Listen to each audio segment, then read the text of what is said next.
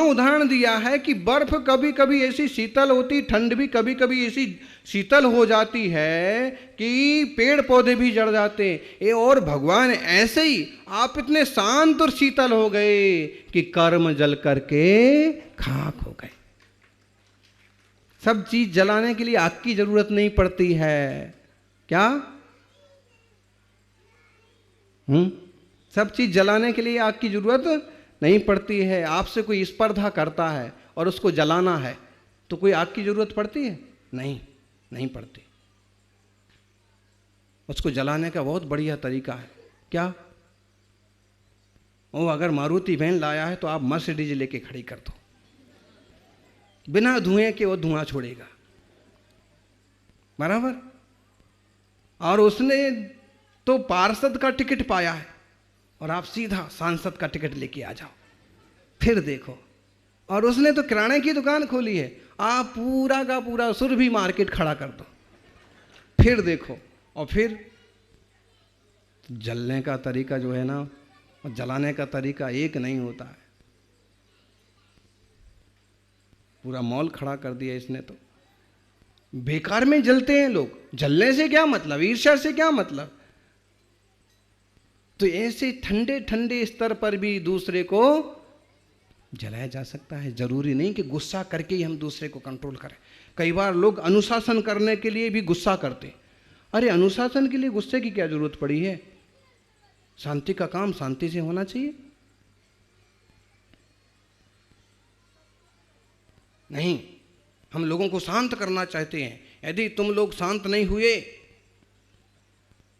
तो लोग भी बोलते हैं कि ना हुए शांत तो क्या कर लोगे हैं, और शोर करते हैं। शांति को भी शांति से शांत किया जाता है।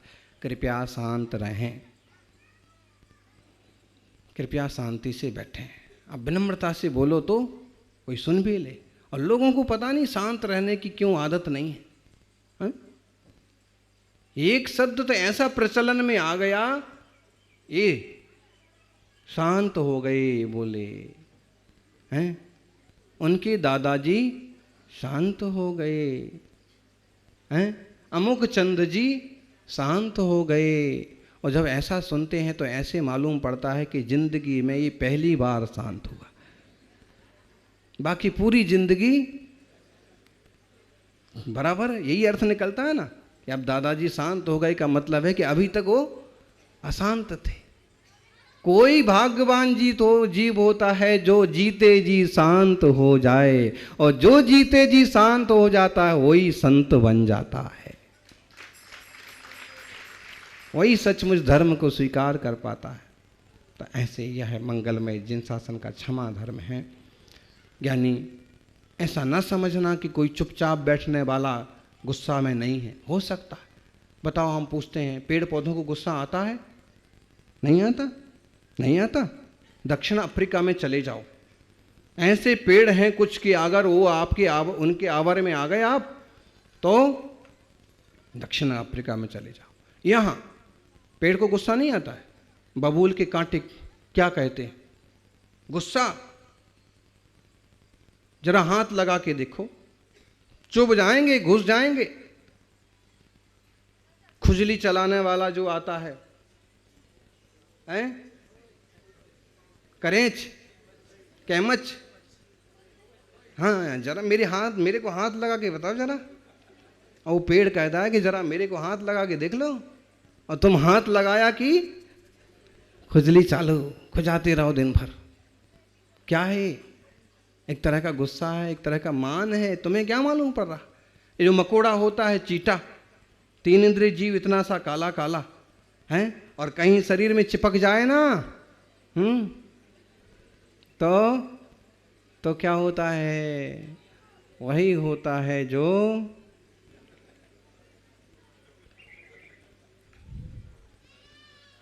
उसकी गर्दन टूट जाएगी। लेकिन वो कहता है सर कटा सकते हैं लेकिन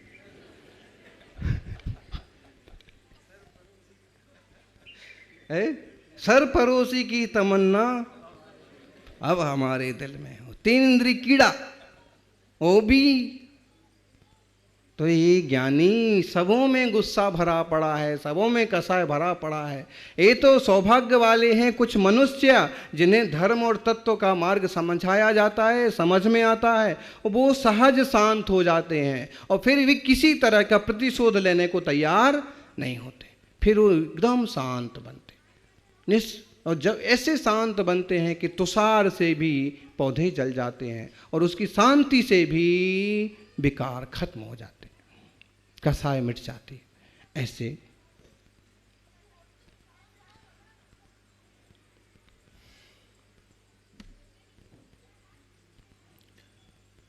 क्षमा धर्म की कविता पढ़ करके अपन विराम करें। पीढ़ें दुष्ट अनेक, बांध मार बहुविधि करें, धरिए क्षमा विवेक, कोप न कीजे पीत माँ। उत्तम क्षमा गहो रे भाई, एह भव जस पर भव सुखदाई। गाली सुन मन खेद न आनो, गुण को गुण कहे अयानो। कही है अयानो वस्तु छीने, बांध मार बहु विधि करे। घर ते निकारे तन बिदारे, बैर जो न तहाँ धरे। जे करम पूरब किए खोटे, सहे क्यों नहीं जियरा। अति क्रोध अग्नि बुझाय प्राणी, साम जल ले शीयरा। साम्य रूपी जल से क्रोध रूपी अपनी बुझाएं, ऐसी मंगल भावना। जय बोलिए उत्तम क्षमा धर्म की। ओम ब्रीम उत्तम क्षमा धर्मांगाय नमः। स्वाहा बोलने का। अगर चौगति दुख ते काड़ी, मुकति करतार है।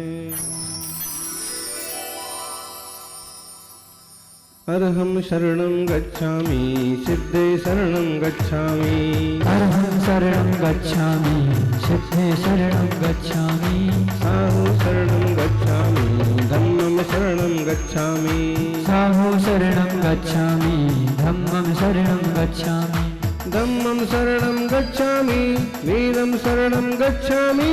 धम्मं शरणं गच्छामि, वीरं शरणं गच्छामि।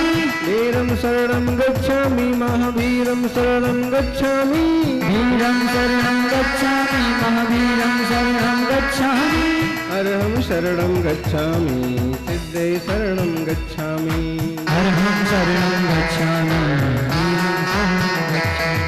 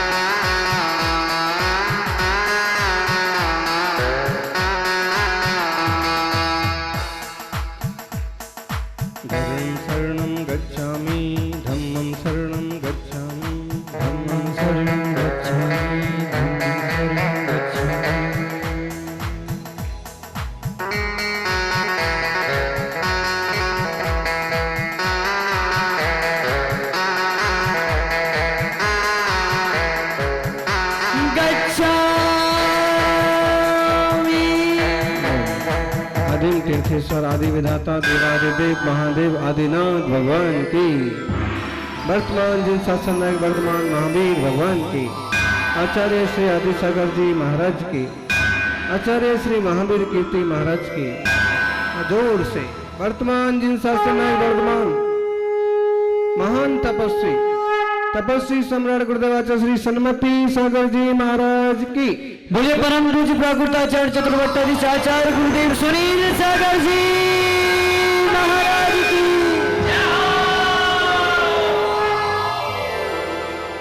घमंड ना करना जिंदगी में, घमंड ना करना जिंदगी में, तकदीर बदलती रहती है।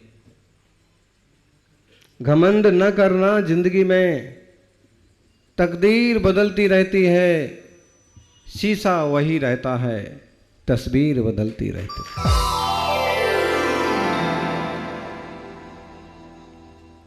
सोफा वही रहता है, तशरीफ बदलती रहती है। घमंडी लाल जैसे घमंड वाले लोग भी नहीं रहे दुनिया में। मान मल जैसे लोग अपने मान को नहीं रख पाए, तो बाकी लोगों का तो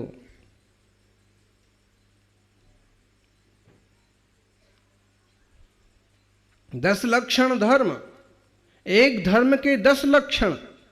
एक आत्मा को 10 तरह से भी समझो, लेकिन समझो तो सही।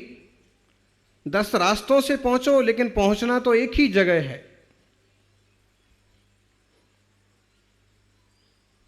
किसी को योगेंद्रगिरी जाना है, वो उधर से निकल जाता है, उधर से निकल जाता है, उस गली से खुलक जाता है। किसी को तैरना आता है तो तालाब में कूद के भी चला जाएगा, लेकिन पहुंच जाएगा। ये 10 के 10 रास्ते सच्चे आत्मधर्म तक पहुंचते हैं। क्षमा, क्रोध जाता है तो क्षमा आती, मान जाता है तो मृदुता आती है। मृदुता, मृदुता बहुत बड़ी शक्ति है। सॉफ्टिनिटी, सॉफ्टिनिटी इज बेस्ट पावर्टी। मृदुता सबसे बड़ी शक्ति है।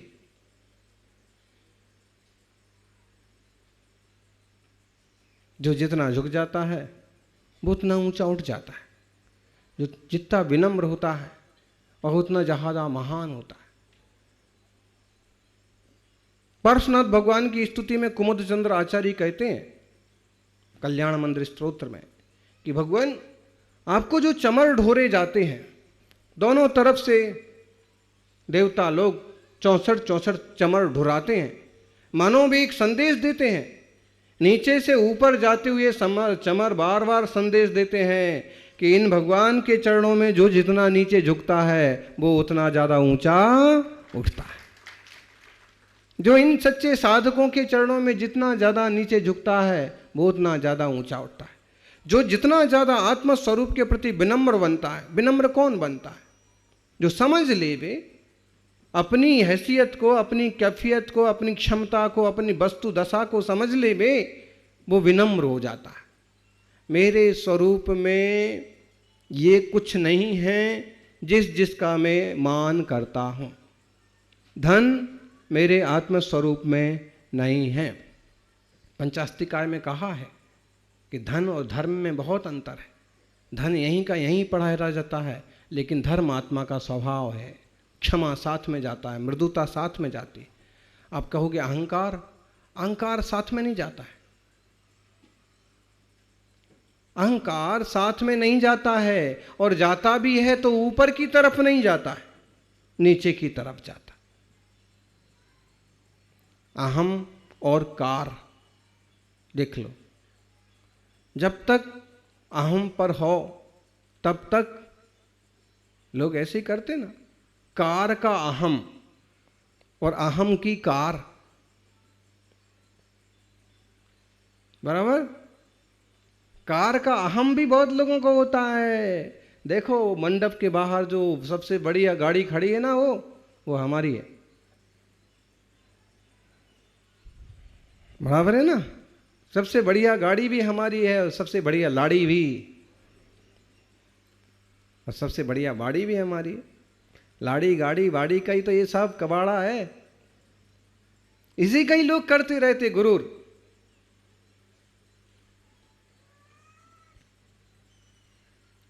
तो अहम की कार और कार का अहम दोनों चीजें लोगों में बहुत पाई जाती। नमोकार की कार हो ना हो किसी के पास, लेकिन अहंकार की कार तो होती है। 4 पहिए वाली कार हो ना हो, लेकिन ये बिना पहिए वाली कार है, इसमें कोई पहिया नहीं लगता है, लेकिन बिना पहिए की भी इतना दौड़ती है, इतना ऊंचा जाना चाहती है। ज्ञानी नमोकार की कार से ज़्यादा फास्ट कोई कार नहीं है। अहंकार की कार कितनी तेज दौड़ती है, नरक की नीचे की तरफ जाती है, और नमोकार की कार ऊपर की तरफ जाती है। और कार का अहम, लोगों को कार का अहम होता है से समझ लेना। केवल कार का अहम नहीं होता है, लोगों को तो सब चीज का अहम होता है। अहम, मैं पना। जब तक तुम पर पदार्थों में मैं पना मानते रहोगे, वह मेरा है या मैं ही वह हूँ और वह ही मैं है, जब तक इस तरह मानते रहोगे तब तक अहम बुद्धि टूटने वाली नहीं है। मैं कितना बढ़िया वक्ता हूं, ये भी एक तरह का गुरूर है, एक अहंकार है। कारण तुमने पुद्गल वरगड़ाओं को आत्मा से एकमेक माना। मैं कितना बढ़िया गायक हूं, वास्तव में तुम गायक नहीं हो, तुम तो ज्ञायक हो।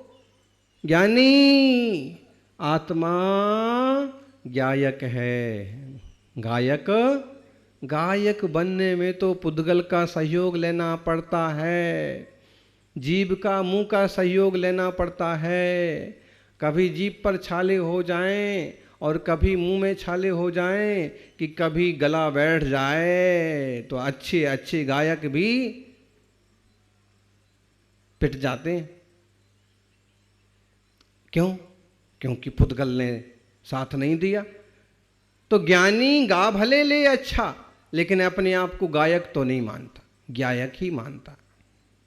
ऐसे ही धन में जब तक एकत्व अपनत्व है, तब तक मैं धनवान। तुम धनवान नहीं हो सकते, तुम ज्ञानवान हो सकते हो। धनवान होना आरोपण है, ज्ञानवान होना स्वभाव है।